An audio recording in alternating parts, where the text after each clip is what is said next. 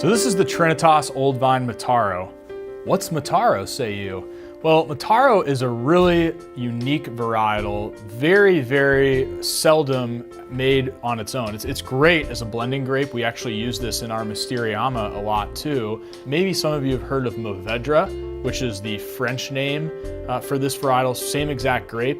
But we call it Mataro because that's the Portuguese name for this varietal. And the reason why is because Dan Gonçalves, who we've been working with since we opened in 2002, is of Portuguese descent. He's a third generation grower out in Oakley in Contra Costa County, and the Mataros we get from Dan. So really, really old vineyards out there, which just produce really, really tiny berries.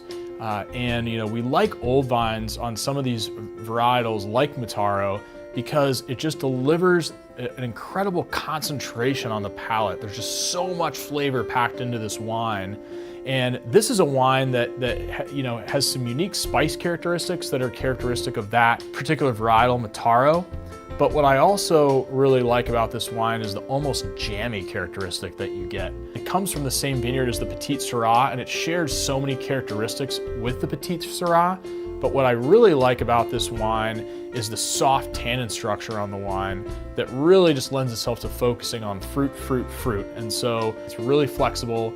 These old vines do really, really well when we're pairing with some foods that maybe you wouldn't think about pairing wines with. So my favorite is ribs. You get ribs with some really rich barbecue sauce on it, and you just cook them until they fall off the bone, and you have a glass of Mataro, and that's about as good as it gets in my mind.